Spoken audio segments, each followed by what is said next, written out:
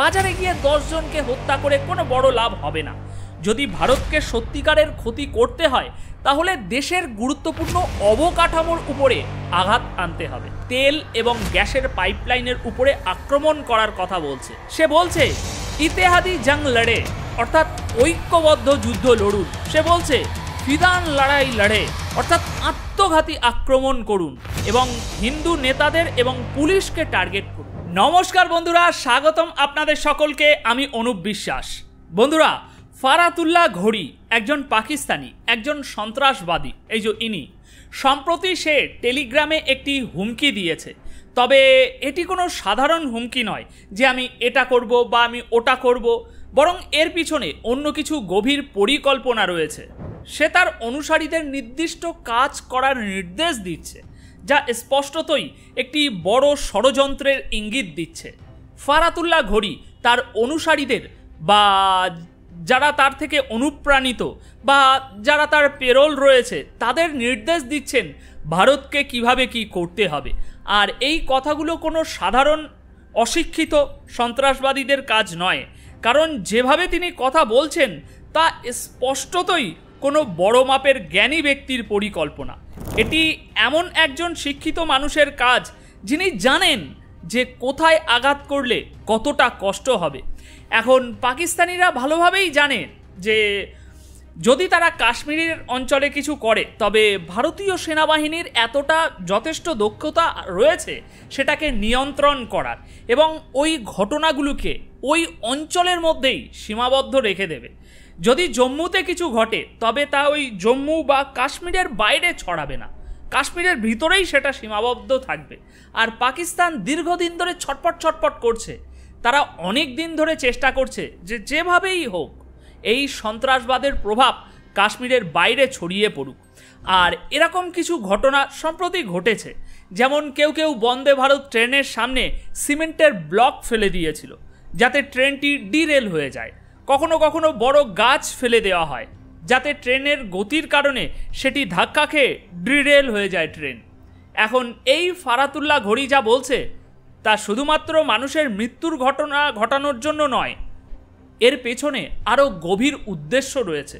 তার আসল লক্ষ্য হলো ভয় এবং আতঙ্ক সৃষ্টি করা, যাতে ভারতের অভ্যন্তরীণ স্থিতিশীলতা বিগড়ে যায়।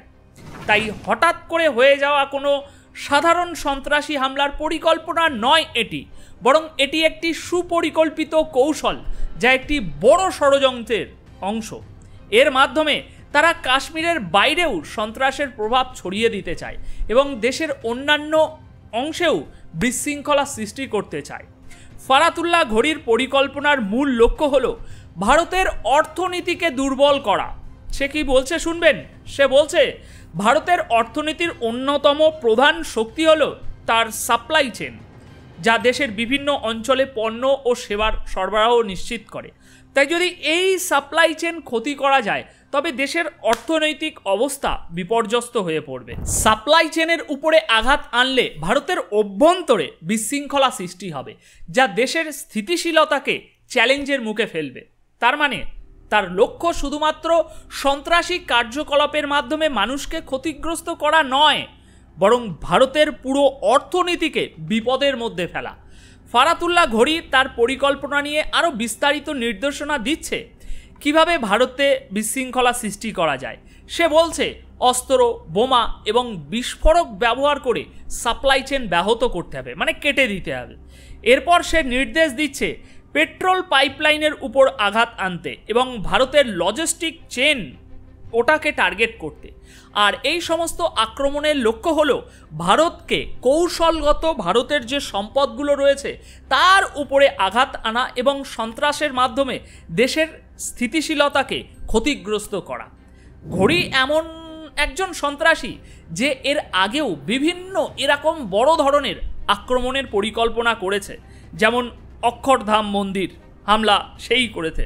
তাছাড়া লস্করে তৈয়বা এবং জৈশে মোহাম্মদ সহ বিভিন্ন সন্ত্রাসী গোষ্ঠীর সাথে তার ওঠা বসা সম্পর্ক রয়েছে, যা তার এই কর্মকাণ্ডের পিছনে গভীর ষড়যন্ত্রের ইঙ্গিত দেয়। এখন ঘড়ি বলছে যে বাজারে গিয়ে 10 জনকে হত্যা করে কোনো বড় লাভ হবে না। যদি ভারতকে সত্যিকারের ক্ষতি করতে হয় তাহলে দেশের গুরুত্বপূর্ণ অবকাঠামোর উপরে আঘাত আনতে হবে। উদাহরণস্বরূপ, যদি ট্রেন দুর্ঘটনা ঘটে তাহলে মানুষের মধ্যে ভয় সৃষ্টি হবে এবং তারা ট্রেনে যাতায়াত কমিয়ে দিতে পারে বা পুরোপুরি বন্ধও করে দিতে পারে। যদি আপনি কোনো জনপ্রিয় ট্রেন যেমন বন্দে ভারত, রাজধানী, শতাব্দী এগুলোতে হামলার চেষ্টা করেন তাহলে ওই 10 জন মানুষকে মারার থেকে এর প্রভাব অনেক বেশি হবে। আর বন্ধুরা, ঠিক এইভাবেই সে তার অনুসারীদের আরও মারাত্মক এবং পরিকল্পিত হামলার নির্দেশ দিচ্ছে, যা শুধুমাত্র মানুষের প্রাণ নেওয়ার উদ্দেশ্য নয়, বরং দেশের স্থিতিশীলতাকে ক্ষতিগ্রস্ত করার লক্ষ্যে এই পরিকল্পনাগুলো করা হচ্ছে। এবার দ্বিতীয় বিষয় হলো তেল এবং গ্যাসের পাইপলাইনের উপরে আক্রমণ করার কথা বলছে।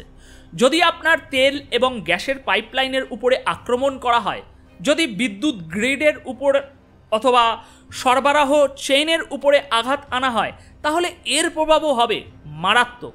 এটি ওই ঐতিহ্যগত নিরাপত্তার বাইরের একটা বিষয়, যা ওই নন ট্রেডিশনাল সিকিউরিটি নামে পরিচিত যে বিষয়টা, তার বাইরের বিষয়। তাই এটি একদম স্পষ্ট যে তাকে কেউ এই ধারণা দিয়েছে সে এটা একা করছে না, বরং পরিকল্পিতভাবে কাজটা করানো হচ্ছে। তাকে বোঝানো হয়েছে যে এমন আক্রমণ করলে ভারতকে সবচেয়ে বেশি ক্ষতি করা যাবে। আর সেটা কে বোঝাতে পারে সেটা নিশ্চয়ই বুঝতে পারছেন, নামটা আর নিলাম না। যদি আপনি 10-15 জন মানুষকে হত্যা করেন তা অবশ্যই দুঃখজনক এবং আমরা খুবই মর্মাহত হব, বিশেষ করে তারা মর্মাহত হবে যাদের প্রিয়জন হারাবে। কিন্তু এতে ভারতের দীর্ঘমেয়াদে কোনো বড় ক্ষতি হবে কি? না, হবে না। কিন্তু যদি আপনি ভারতের অবকাঠামোতে আক্রমণ করেন তাহলেই ভারতের প্রকৃত ক্ষতি হবে। ফারাতুল্লাহ ঘড়ি ঠিক এটাই বলছে যে ভারতের অবকাঠামোগুলোকে মেরে ধ্বংস করে দাও, ওগুলোতে আঘাত আনতে হবে। সে বলছে ইতিহাদি জং লড়ে, অর্থাৎ ঐক্যবদ্ধ যুদ্ধ লড়ুন। সে বলছে ফিদান লড়াই লড়ে, অর্থাৎ আত্মঘাতী আক্রমণ করুন এবং হিন্দু নেতাদের এবং পুলিশকে টার্গেট করুন। সুতরাং এবার বুঝতে পারছেন তাদের পরবর্তী পরিকল্পনা কি। আর তাই ভারতীয় কর্তৃপক্ষ এখন কিছুটা উদ্বিগ্ন, বিশেষ করে যখন সে ওই আহমেদাবাদ থেকে যোধপুরে যাওয়া ট্রেনের উপরে আক্রমণের পরিকল্পনার কথা বলছে। এখানেই বুঝে নেওয়া হয়েছে যে তার মনস্তত্ত্ব কিভাবে কাজ করছে, কারণ এর আগেই এমন ঘটনা ঘটেছে যেখানে আহমেদাবাদ থেকে যোধপুরে যাওয়ার বন্দে ভারত ট্রেনকে উল্টে ফেলার পরিকল্পনা করা হয়েছিল এর মধ্যে। যদিও সেই পরিকল্পনা ব্যর্থ হয়েছিল, তবুও চেষ্টা তো করা হয়েছিল। এখন তারা হাজারটা জায়গায় চেষ্টা করবে। আপনি যদি 999 বারও সফলভাবে আক্রমণ রোধ করেন, তবুও সবসময় 1000টির মধ্যে সবকটি রোধ করা সম্ভব নয়। এটা বাস্তব যে আপনি প্রতিটি চেষ্টা রোধ করতে পারবেন না। যদি আপনি 1000টির মধ্যে 999টি রোধ করতে সক্ষম হন কিন্তু একটি সফল হয়, তাহলে সেটি বড় সমস্যা হয়ে দাঁড়াবে। আপনি ভাবতে পারেন যে 999 বার সফলভাবে আমরা রোধ করে দেব, কিন্তু একটা মাত্র ঘটনাও বড় বিপদ সৃষ্টি করতে পারে। এছাড়াও ফুড কর্পোরেশন অফ ইন্ডিয়ার বড় বড় গুদামগুলির উপরে হামলা করার কথা বলছে, যেখানে লক্ষ লক্ষ টন খাদ্যশস্য মজুদ থাকে। বিদ্যুতের গ্রিডের উপরে আঘাত করার কথা বলছে, অয়েল রিজার্ভারগুলির উপরে হামলা করার কথা বলছে। তাই নিঃসন্দেহে এখন তাদের চিন্তাভাবনা আরও মারাত্মক লেভেলে চলে গিয়েছে, আরও অনেক দূর এগিয়ে গিয়েছে। তারা আর কেবল ওই 2-4 জন, 5-10 জন, 20 জনকে হত্যা করে সন্তুষ্ট নয়। তারা ভাবছে দেশের উপরে আসল হামলা কিভাবে করা যায়, ভারতকে কিভাবে গভীরভাবে ক্ষতি করা যায়। তাদের পরিকল্পনা হলো ভারতকে ক্ষতিগ্রস্ত করার সেরা উপায় হলো ফুড কর্পোরেশন অফ ইন্ডিয়ার বড় বড় গুদামগুলির উপরে হামলা করো, যেখানে খাদ্যশস্য টনকে টন মজুদ রয়েছে, হাজার হাজার টন মজুদ রয়েছে। এরপর দ্বিতীয় স্তরে রয়েছে এনার্জি সরবরাহ, বিদ্যুৎ ও পেট্রোল সরবরাহের চেনের উপরে আক্রমণ করতে পারে। উদাহরণস্বরূপ লজিস্টিক্সের সরবরাহ যে চেন, যে ট্রাকগুলির মাধ্যমে পরিচালিত হয়, আপনি জানেন যে কাঁচামাল বহনকারী ট্রাকগুলি কারখানায় যাচ্ছে, সেখানে ওই মাল প্রস্তুত হবে, তারপর তা রপ্তানি হবে বিদেশে। এখন যদি আপনি সেই ট্রাকগুলির উপরে হামলা শুরু করেন বা রাস্তা খুঁড়ে সেখানে বোম পেতে দেন বা 4-5 জন ট্রাক ড্রাইভারের উপরে এরকম কোনো হামলা হয়, তাহলে সব ট্রাক ড্রাইভার ভয়ে তাদের ট্রাক থামিয়ে দেবে।